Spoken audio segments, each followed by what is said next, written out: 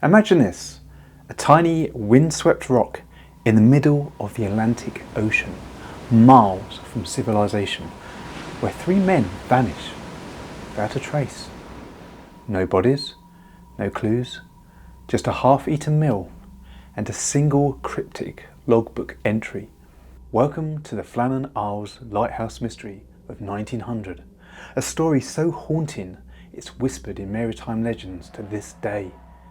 Tonight, we're diving into the lives of James Ducat, Thomas Marshall and Donald MacArthur, the men who walked into the void.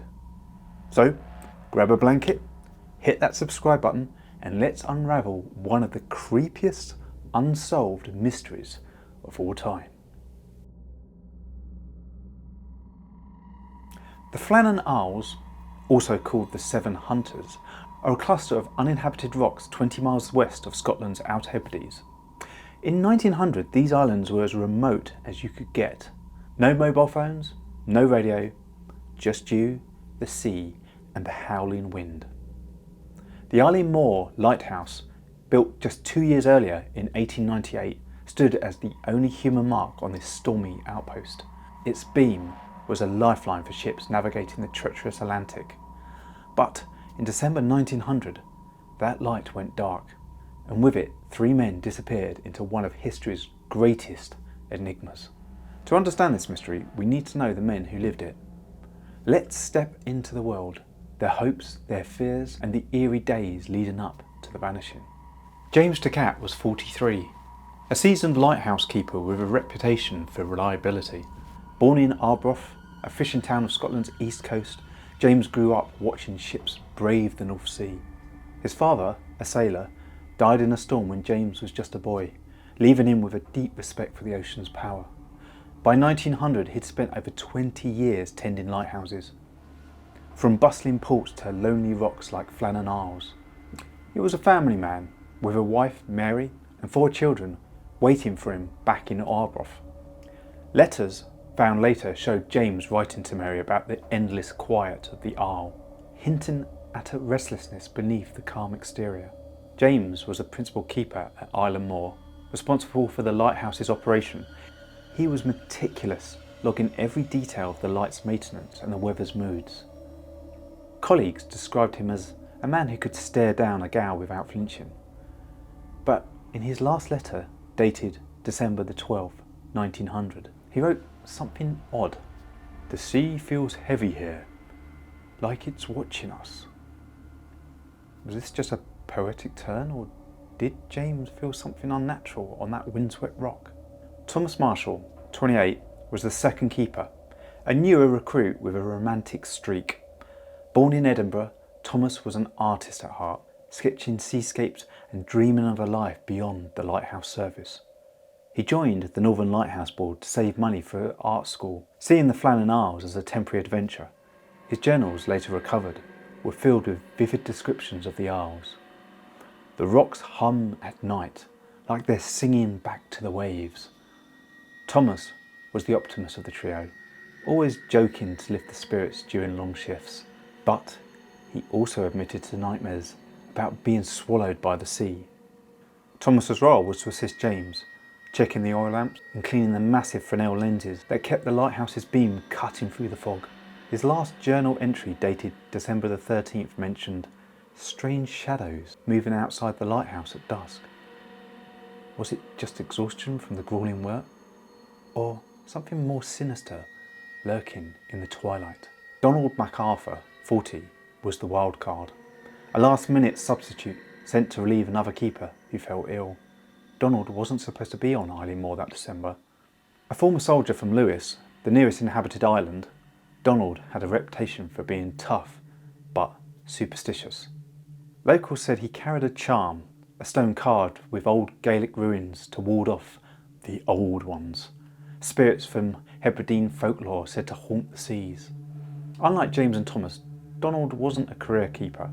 He took odd jobs with the Lighthouse Board to support his widowed mother. Donald's arrival on the Isle in early December wasn't welcomed by all. James, in a letter, noted Donald's queer tales about the Flannan Isles being cursed. Donald's job was to handle maintenance tasks, like repairing storm-damaged walls, but he spent late nights staring out at the sea, muttering about lights that weren't the lighthouses. Did his superstitions foreshadow what was about to come? By mid-December 1900, the three men had been on Island Moor for weeks. Their only contact with the outside world was a supply boat that came every 2 weeks, if the weather allowed. The lighthouse was a marvel of engineering, but living there was brutal. The men worked in shifts, tending the light, battling the constant storms, and living in tight quarters with no privacy.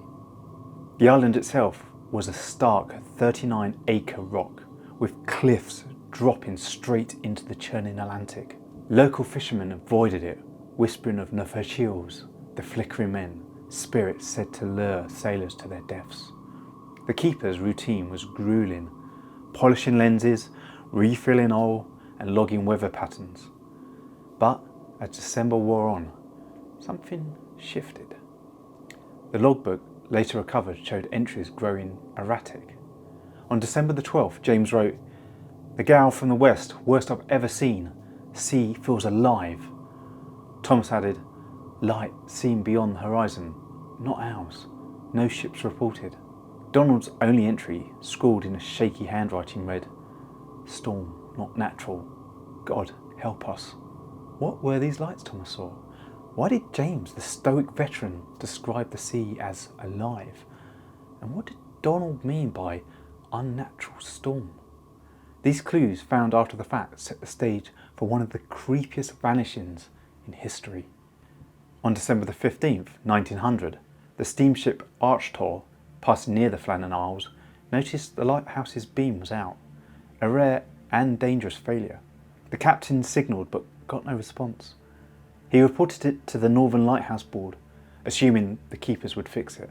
Days later, on December the 26th, the relief boat, Hesperus, battled through rough seas to reach Island Moor, and what they found was chilling. The relief crew, led by Joseph Moore, found the lighthouse deserted. The front door was ajar, swinging in the wind. Inside, the clock had stopped. A half-eaten meal of cold mutton and potatoes sat on the table, one chair overturned. The keeper's oilskins and boots were still hanging, suggesting they'd left in their shirt sleeves despite the freezing weather. The logbook ended with the eerie entry. Storm ended. Sea calm. God help us. The crew searched the island, but the cliffs and the caves revealed nothing. No bodies, no signs of a struggle. The only oddity was at the west landing, where a crane used to hoist supplies was tangled with ropes as if something massive had struck it. The lighthouse's lamps were intact, with enough oil to last weeks. Where were the men? The Northern Lighthouse Board launched an investigation, but answers were scarce. The official report issued on January 1901 suggested that the men were swept away by a rogue wave while securing the crane during a storm, but locals on Lewis disputed this, saying the weather was calm by December the 15th. The logbook's mention of a storm that ended didn't align with the records. And why would all three men leave the lighthouse at once against protocols? Theories piled up. Some said the men went mad, driven to despair by isolation. Others pointed to Donald's superstition, suggesting that they fled from a supernatural threat. Hebridean folklore spoke of the sluagh, restless spirits that snatched souls from lonely places. Had the keepers encountered something beyond the natural world? The Archtor's crew reported strange lights near the Isles that night. Could they have been UFOs, as some modern theorists claim? No bodies were ever found. No wreckage of a boat, no signs of foul play. The lighthouse was relit days later, but keepers stationed there afterwards reported hearing whispers and footsteps at night. One claimed to see 3 shadows moving in the lantern room, only to find it empty. Let's imagine their final days. James, the leader, was likely frustrated by the relentless storms, his thoughts back on his family in Arbroath. Did he sense something off, as his cryptic letter suggested? Thomas, the dreamer, might have been sketching those strange lights he saw, his imagination running wild. Donald, the superstitious substitute, could have been on edge, his tales of sea spirits unnerving the others. Together, they were a powder keg of tension, trapped on a rock with nowhere to run. Picture this. It's December the 15th. The storm they logged has passed, but something draws them outside. Maybe a sound, a light, or a gut feeling. They leave their meal, their coats, and they rush to the west landing. Was it a wave, as the official report claimed? Or did they see something? An Arthur chills, or a sluagh, or an otherworldly craft that pulled them into the void? The Flannan Isles mystery endures because it's a void we can't fill. 3 men, each with dreams and fears, vanished without trace. James, longing for his family. Thomas, sketching his way to a brighter future. And Donald, clutching his runestone against the dark. Their story feels personal, like we're standing in that cold lighthouse with them, hearing the sea roar. Paranormal or not, the mystery resists answers. Was it a freak wave, a shared delusion, or something older tied to the myths of the Hebrides? The logbook's final words, "God help us," echo like a plea from another world. What do you think happened? Drop your theories in the comments and let's keep this mystery alive. If you like this deep dive into the Flannan Isles, hit that like button and subscribe for more unexplained tales. Want us to cover more mysteries? Comment below on what you'd like to see. Until next time, stay curious and maybe don't take a job at a remote lighthouse.